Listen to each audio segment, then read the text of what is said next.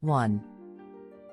In the past there was little genetic pressure to stop people from becoming obese. Genetic mutations that drove people to consume fewer calories were much less likely to be passed on, because in an environment where food was scarcer and its hunting or gathering required considerable energy outlay, an individual with that mutation would probably die before they had a chance to reproduce.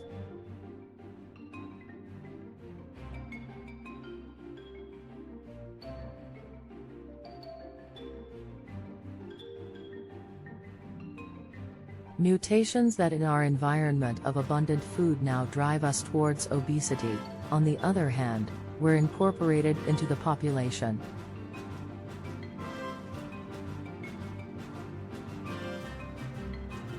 Things are of course very different now, but the problem is that evolutionary timescales are long.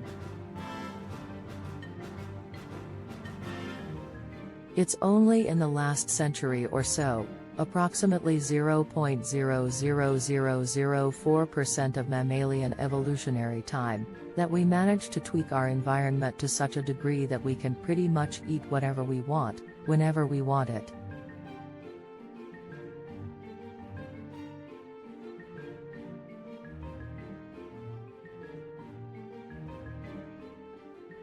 Evolution has another couple of thousand years to go before it can catch up with the current reality of online food shopping and delivery.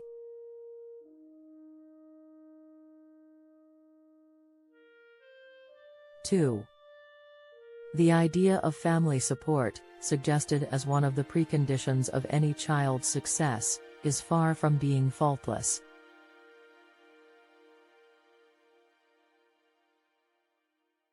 Thus, for example, the well-known musical psychologist Jane Davidson and her colleagues state that all the parents of children who later become successful musicians were, in fact, their charge's great friends and allies from earliest childhood.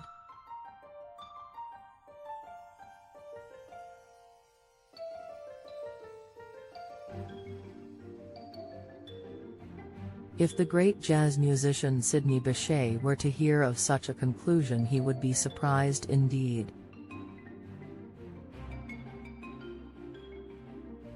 His altogether respectable parents, who dreamed of something rather more substantial and reliable than a career in music for their son, actually hid his clarinet from him.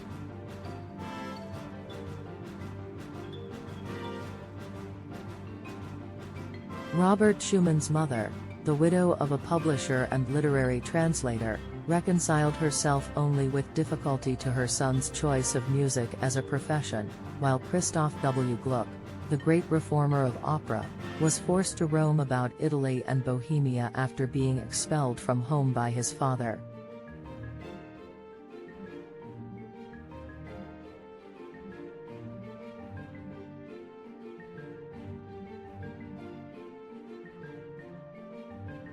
Even some of the great musical geniuses, it is clear, were given switches and coal by an unkind fate instead of the presents other youngsters received.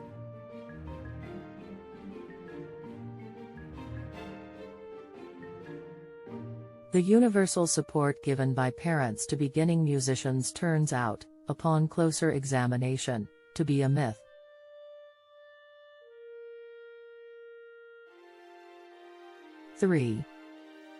A key feature particular to stories is that they have the ability to transport the reader. While experiencing stories, one can feel emotionally involved and as if being swept away as a participant.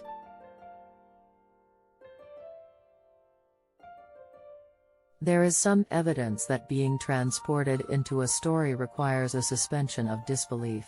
Enjoying Jurassic Park or a Harry Potter tale may involve putting aside what one knows about the world that contradicts the story.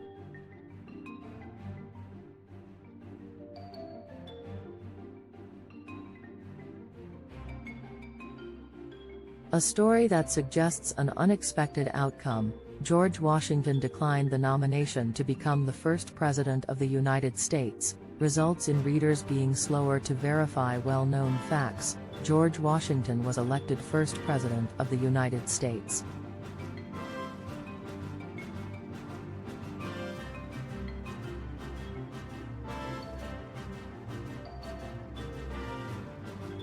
This suspension of disbelief may make one less likely to spot problems in a narrative, as illustrated by a study in which participants read a story and circled any false notes or parts that did not make sense.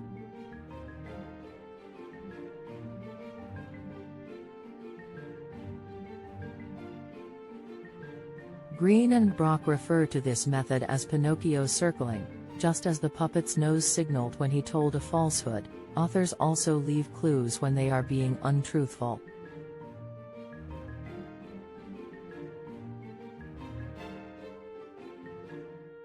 But readers who were more transported by the story spotted fewer Pinocchios. 4. Marketing is based on notions that are 20 years out of date. The notion that if you put enough messages out there, some of them will be heard. The notion that building the brand is money well spent. The notion that people believe what they see and read. Recent initiatives to take advantage of Web 2.0 technologies are merely reactions that apply old techniques to new media.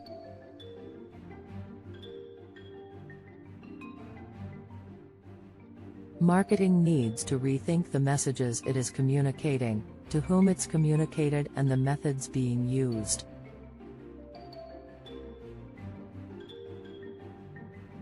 Many companies are disappointed at the lack of tangible return on their multi-million pounds marketing activities.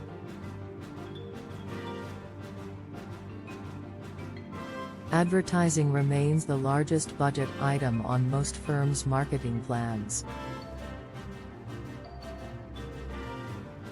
Advertising may be a fixture in a company's annual spend, but management boards are increasingly questioning why this is.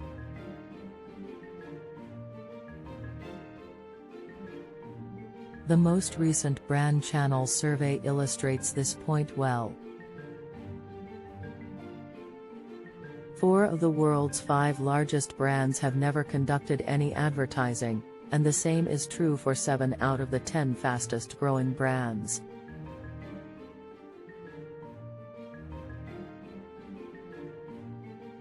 There is no proven causal relationship between advertising and financial performance. And advertising is just the tip of the melting marketing iceberg.